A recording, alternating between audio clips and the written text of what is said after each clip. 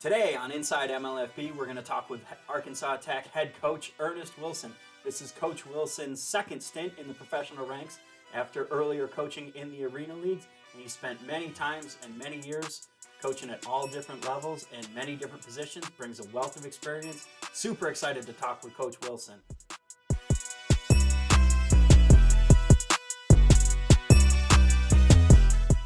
Inside MLFB on the Sports Gambling Podcast Network is presented by WynnBET. Bet 50 at WynnBET and get 200 in free bets.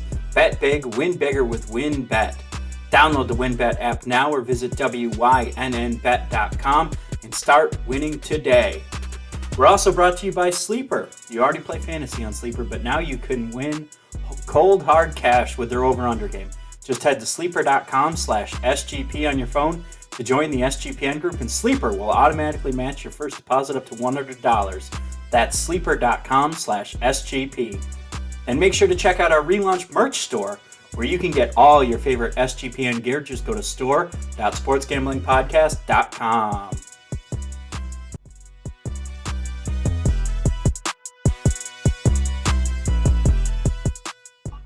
And joining us today on Inside MLFB is Coach Earnest Wilson of the Arkansas Tech. Coach, welcome. Excited to finally talk to you in person, somewhat in person and face-to-face. How you doing today, Coach?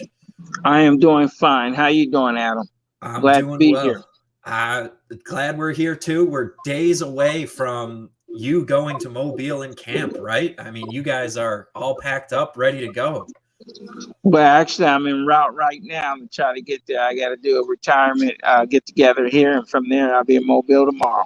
There we go. So en route on your journey, and Coach, you've taken it's been a journey for you to get your first professional head coaching job. Can you just talk to us?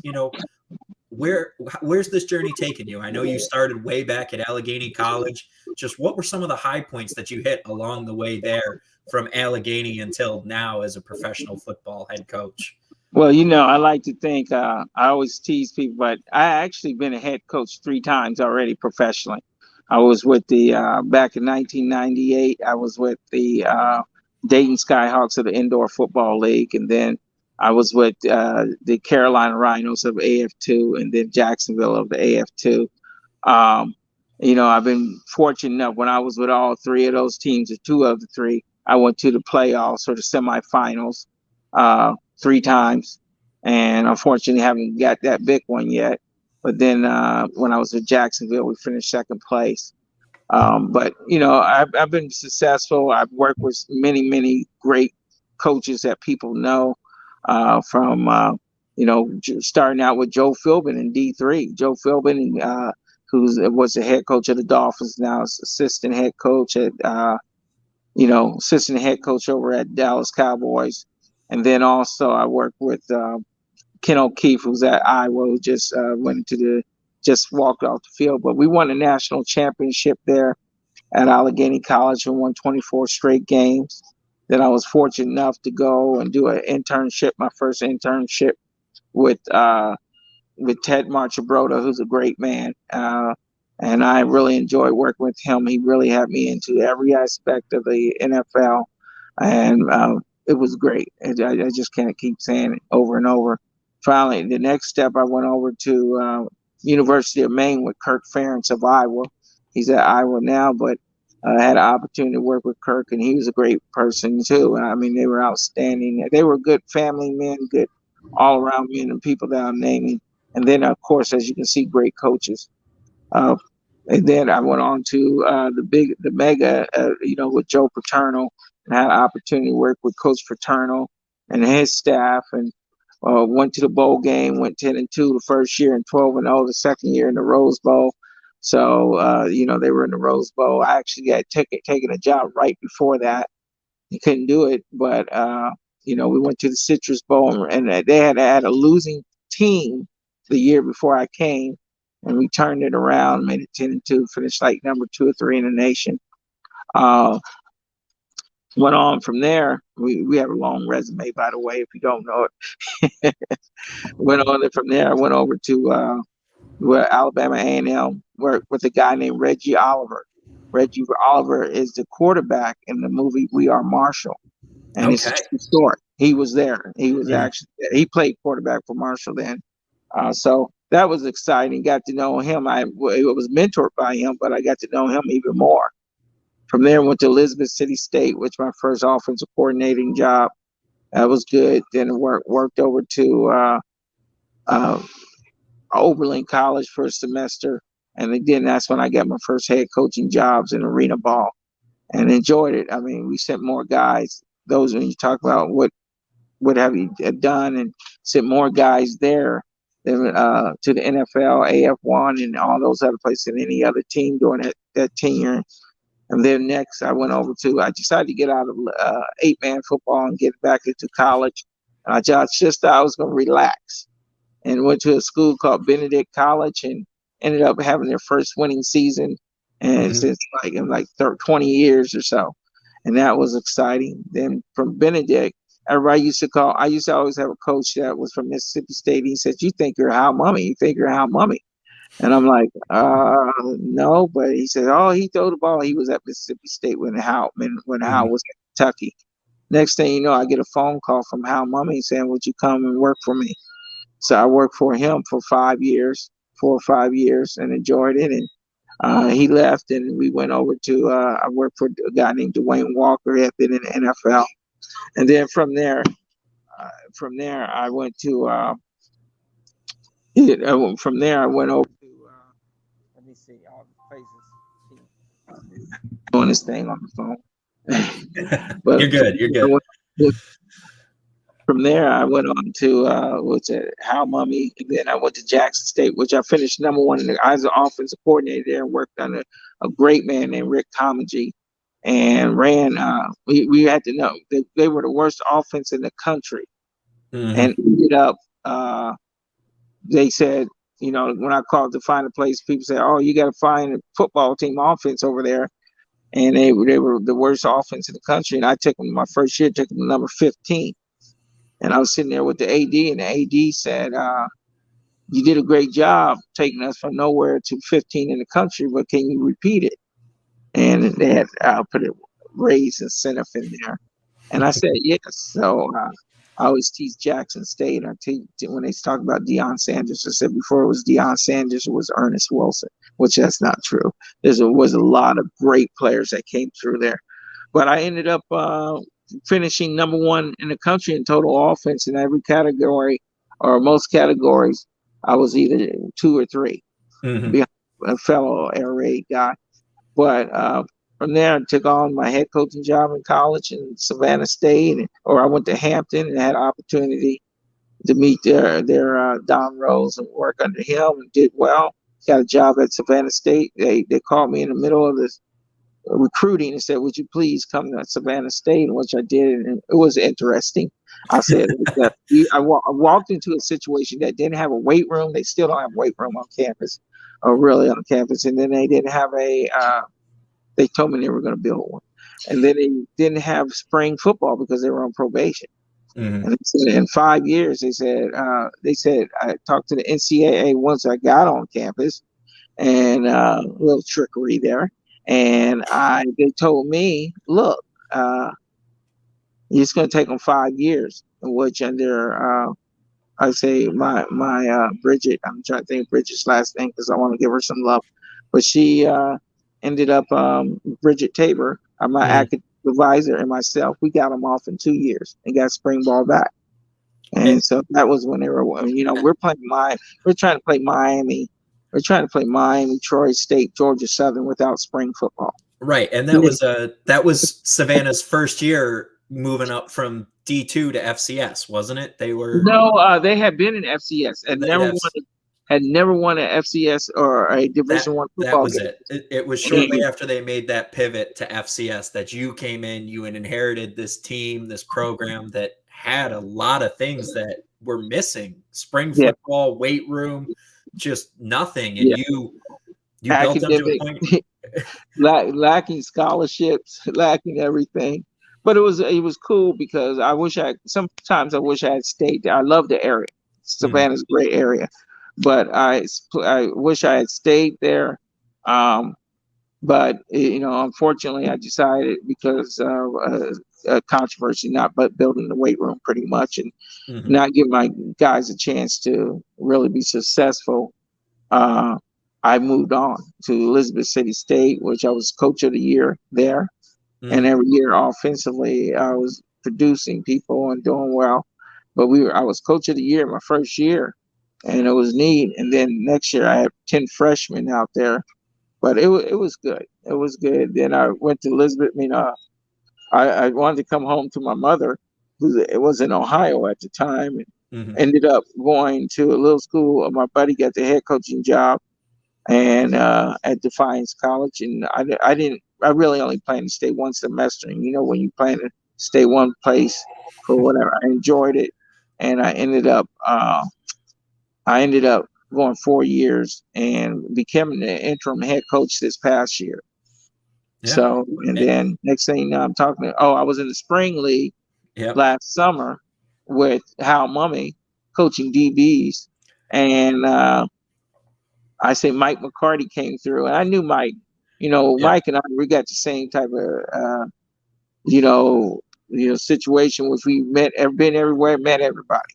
So Yep. I was like, "Hey, Mike, how you doing? What are you doing here?" etc.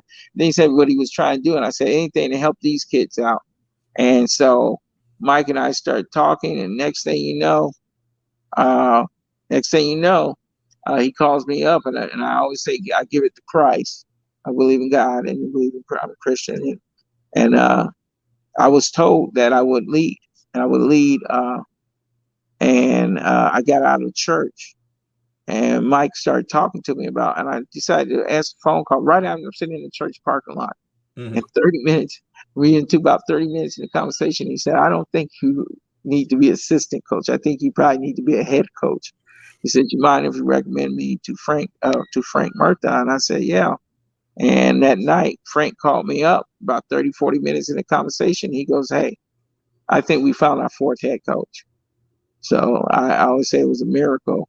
And I'm ecstatic to be coaching here. I think there's a lot of, and I didn't talk to you about all the NFL guys and Mhm. everything else, but I've been blessed. I've been very blessed to have a great coaching career, and I just hope to be able to provide the development that the players need, the coaches need, the league need. They will tell you I've done everything or tried to help them with everything, anything, because I understand their mission, and I'm really enjoying it. Good. Awesome. I mean, coach, you're one of the most there are some heavy hitting coaches in here, and you are the coach that I think a lot of people aren't excited for right now, but they're going to be excited for by the end of this when they see the offensive talent and ability that you're going to put on that field. I mean, you talked about it a little bit. Your Jackson State offenses were prolific. Your Hampton offenses were prolific. Your Defiance offense, your Savannah State offense, your Elizabeth City offense, all of those were offenses that you could see were on the cusp of something, and they were growing and they were getting better, and you were improving and coaching that offensive talent. And you just bring that explosiveness. Just talk about a little bit about your philosophy. You've described it to people before as air raid, but pro style, because you're going to use the tight ends and the super back, as you call them. I know you don't have fullbacks and tight ends. You have a super back, right? Well, I'm a little bit different now. Okay. When I was at Defiance, I did not run the offense. I was just Okay. running backs coach, special teams coordinator, academic recruiting coordinator, everybody else. I held all titles and all things. I was Yeah. associate head coach. But Manny actually ran that, and they were okay. I actually didn't do well there as an offense. But I had all conference running backs. What was being coaching running backs, I had all conference running backs almost every year. And one year I had two all conference running backs.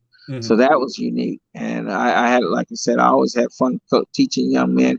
My offensive style is a kind of a pro style / air raid. I was blessed because prior to prior to um, coming to what is it, going into coaching and meeting Mhm. Hal Mummy, I was an offensive coordinator. What Coach Mummy did, and I want to give him his kudos, he taught me how to be an offensive coordinator, how to put plays in certain situations, et cetera, et cetera.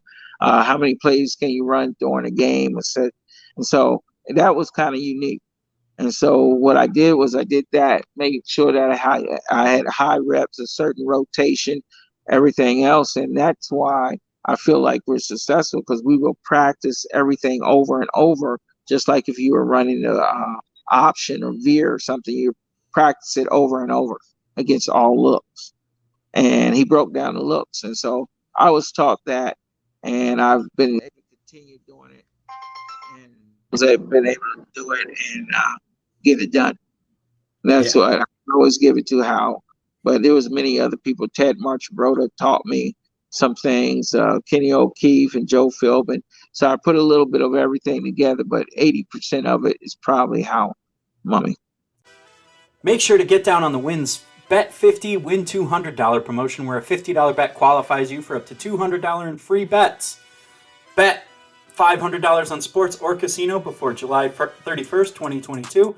Get entered to win the ultimate fantasy football draft experience at Encore Beach Club, including a 2-night stay at Wynn Resorts for you and your entire league. Multiple entries allowed. There's so much to choose from, and all you have to do is download the WynnBet app or visit wynnbet.com to get started. Offer subject to change. Terms and conditions at wynnbet.com. Must be 21 or older and present in the state where playthrough WynnBet is available. If you or someone you know has a gambling problem, call 1-800-522-4700. Now on to Sleeper. Sleeper is the fastest growing fantasy platform today with millions of players. You probably already have a fantasy league on there. I use it for all of mine. It's a game-changing product unlike anything else in the industry, and now you can make money on Sleeper too by playing their new over-under game. It's super simple. First, in any sport, choose 2 or more players that you like and pick the over-under, for example, number of points in basketball or hits in baseball. Then choose the amount of money you want to enter into the contest. If you pick correctly, you can win anywhere from 2 to over 20 times the money you put in. The main reason I'm excited about over-under on Sleeper is that it's the only app where I can join my buddies' contest and play together. It's got a built-in group chat where I can see and copy my friends' picks with the tap of a button. It's insanely fun to ride it out together. Stop what you're doing and download Sleeper now to play their new over-under game. Have fun with your friends and make some money. We've relaunched the SGPN merch store. Tons of awesome gear from your favorite SGPN shows. We'll have Inside MLFB gear up soon. Just go to store.sportsgamblingpodcast.com. That's store.sportsgamblingpodcast.com. Okay, awesome. We talked about your philosophy. You talked about the players and your passion that you want to turn these young men into even a higher level of professional football players. As you're I'm going to say recruiting, but as you're scouting players, trying to find them and bring them into the league, what are the traits that are most important for you that you're looking for on film, or as you talk to them and you talk to their coaches? What are you looking for in an Arkansas Tech player to help them get to the next level? Well, I've always been a recruiting coordinator, and Coach Mumme, and I'll give him some book, but almost every level I've been a recruiting coordinator, director, player personnel, or when I put my teams together. And I basically look for number one, you want to look always for fundamentals and techniques. You want to look for effort. I have something that I call FEET, fundamentals, your energy, your effort, execution, and then technique. And that's what I look for. I try to make, I try to look at that. I look for how the guy's character, how he carries himself. This is a developmental league. My job is to help coach him up on fundamentals and techniques, but also on business matters. Some of them don't understand coming out of college, unfortunately, that this is a business. And they were in college exchanging their physical attributes to, for the college and the university.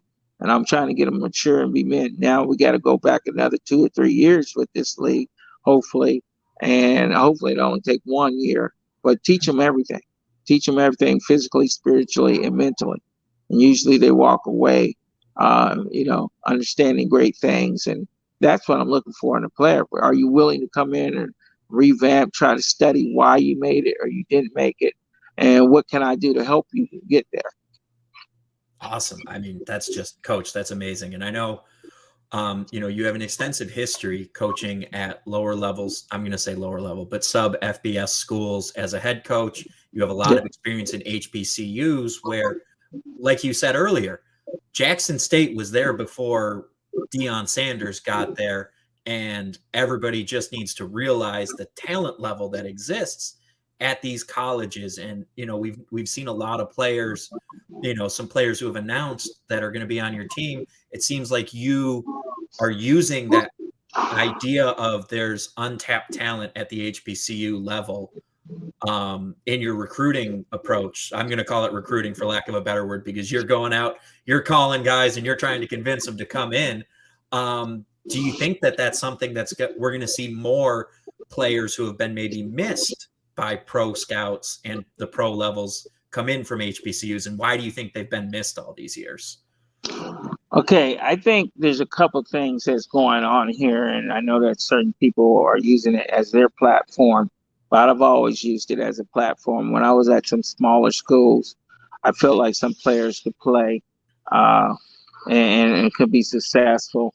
When I'm at the HBCUs, there's a lot of kids that were underdeveloped, and our job is to develop them. I don't think always the NFL is familiar with the personnel that goes out to scout these. They hear something and they don't go any farther.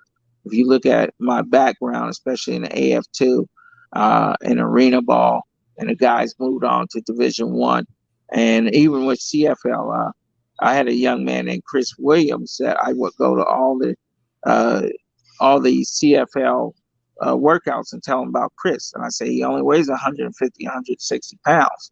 And they were like, oh, I said, guys, I've been in the NFL, I've been everywhere. I said, this kid can get it. And I said, he was All-American, caught over 100 balls or something one year. And they didn't believe me. The Hamilton Tiger Cats took a chance on this young man, and he ended up being the player of the year in the CFL. Same thing with a kid named Daquan Neal that was in arena football. And I told him what he needed to do. And I don't think he exactly believed. And then he started to believe, and he went to the Arena Football League. And this was just recently, 4 years ago. And when he played for Elizabeth City State, the guy was not the rookie of the year. And he went to a tryout. He was the player of the year. There's a lot of kids out there that can play. Now, are they willing to revamp or think about what they have to do? Or are they willing? Or I say we start with them first. What are you willing to do to get better and believe in your dream? Okay. And that's what I think. That's why I've been successful in picking up people and developing them and moving them on to other levels. And then Chris ended up playing for the Chicago Bears. But, there's a lot of talent out there. I think Mike McCarty's an interesting guy. I say it like that. I like listening to. Sometimes we get in these conversations at 1 o'clock in the morning, which I can't figure that out. He's became my bro. What they call a friend bro or whatever he is in Major League Football. Yeah. But we get into some weird conversation. I accidentally answer a question, or and then we're off and running. But he's a great pro personnel person. And he knows everything and everybody that's going on. So I've had a lot of good times with him and helping put this league together, even though I'm supposed to be coaching. But I'm having a good time. And but to go back to what you're saying with the young men, that's my job. And that's what they explained to me, but I already felt. And that's why I really like these adventures. These ventures and adventures. But so that's what I'm all about right now. Yeah. Are you a fan of coffee? Did you have some coffee this morning? How'd you pick it? You probably just went to the grocery store and just guessed what you thought you'd like best, or maybe you have a coffee shop nearby, a big bucks chain that doesn't necessarily personalize your tastes. Well, not with Trade Coffee. Trade Coffee can connect customers to the freshest and best tasting coffee they've ever had at home. Trade's going to partner you with the best craft roasters. These are small, independent businesses from big cities and small towns all across America. Trade customers, you have a chance to make a big impact for this. This is expertly tasted and crafted coffee, and Trade Coffee Team actually tastes thousands of coffees to keep 450 kinds live and ready to ship out every day. There's no perfect coffee, but there is a perfect coffee for you, and Trade's human-powered algorithm is going to find it. Trade is so confident they'll match you right the first time that if they didn't, they'll take your feedback and an actual coffee expert will work with you to send a brand new bag for free. Right now, Trade is offering a new subscribers a total of $30 off your first order plus free shipping when you go to drinktrade.com/SGP. That's more than 40 cups of coffee for free. Get started by taking their quiz at drinktrade.com/SGP and let Trade find you a coffee you'll love. That's drinktrade.com/SGP for $30 off. Did you know that browsing online using incognito mode doesn't actually protect your privacy? That's right, without added security, you might as well give away all your private data to hackers, advertisers, your ISP, and other prying eyes. That's why I use Ipvanish VPN to make it easy to stay truly private and secure on the internet. Ipvanish helps you safely browse the internet by encrypting 100% of your data. This means that your private details, password, communications, browsing history, and more will be completely shielded from falling into the wrong hands. Even your physical location will be hidden. Ipvanish makes you virtually invisible online. It's that simple. You can use Ipvanish on unlimited devices without sacrificing on speed. Your computers, tablets, phones, even devices like your Fire Stick when you're streaming media. Whether I'm at home or in public, I don't go online anymore without using Ipvanish. Ipvanish is offering an incredible 70% off their yearly plan for our listeners with a 30-day money-back guarantee. That's just like getting 9 months for free. Ipvanish is super easy to use. All you have to do is tap one button and you're instantly protected. You won't even know it's on. Stop sharing with the world everything you stream, everything you search for, and everything you buy. Take your privacy back today with the brand rated 4.6 out of 5 on Trustpilot. So go to ipvanish.com/SGP and use promotional code SGP and claim your 70% savings. That's ipvanish.com/SGP. You've obviously been putting your roster together a little bit. Is there any player that you've kind of in your recruiting and that you've gotten on the attack that you're like, I'm excited to watch this guy play. I'm excited for this kid to get his shot and let him loose on the field? I'm excited for every single one of them. I would say that there's some guys I just signed. I'm signing a quarterback that to me is almost like Michael Vick. Mm-hmm. And I'm real excited. And I'm real excited about that. That's out of St. Augustine, right? Jones? No, I can't. You can't say yet. I can't say yet. But Lord, I'm gonna have to get this out fast, Coach, so that way the tease is still there. He led them to a bowl game. He led Akron to a bowl game, so I'm really excited about it. But hold on, just one second. Yeah. So, obviously, Coach is traveling, folks. He's on his way to Mobile. Yeah. He's a busy man. Everything's going to be moving fast here because you got to spend a couple weeks in Mobile here, getting training camp installed and everything, and then it's back up to Little Rock for the season. And you've obviously got rosters. That's exciting that you've got an electric quarterback. Because it seems like, having looked back and watched some of your teams, my favorite offenses that I watched when I was doing the research and trying to find games were when you had the electric quarterback who could make plays in every phase of the game. And you mentioned Daquan Neal, and Daquan Neal, went to the Arena League, and he should be, if anyone's an Arena fan, they know Daquan Neal because he has just put up absolutely amazing numbers there. And it shows that he had some good coaching behind the scenes. So yes, and I had players of the year in HBCU with Casey Terrio. I had players of the year in other league, and I was laughing because I was looking back at how many people think I'm a quarterback guru, and I'm only 5'9". Never really played quarterback. Read up on. I played quarterback when I was in high school, and I threw one pass and think it was an interception. But now I'm a guru. But I didn't realize how many quarterbacks I put out, and that's been unique, or been in the top, whatever. So it's really unique to be able to coach and enjoy your coaching and help people out. Yeah, Coach, you're the coach of the Arkansas Attack, playing in Little Rock, Arkansas. How's it feel to be bringing professional football to a state like Arkansas that's never had it, and to a city like Little Rock that has such a rich football history? How does it feel to be bringing pro football to those folks?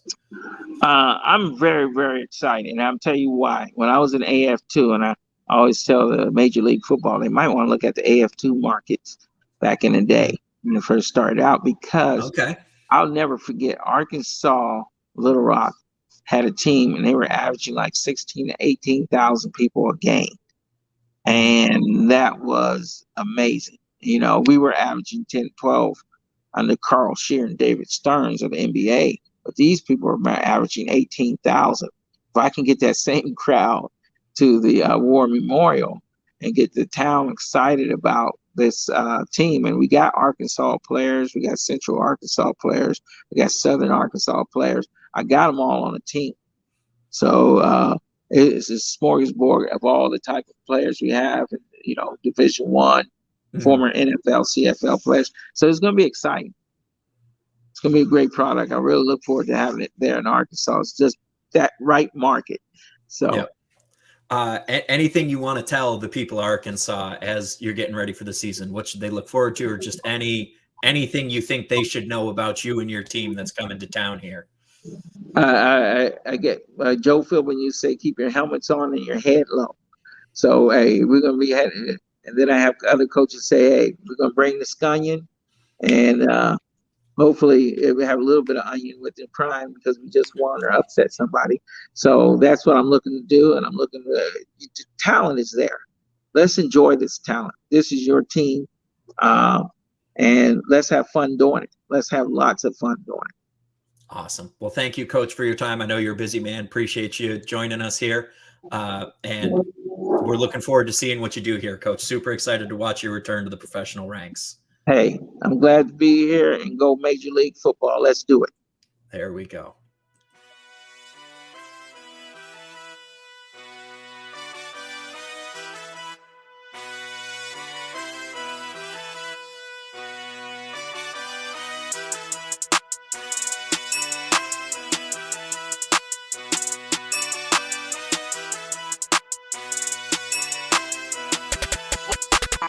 Nova.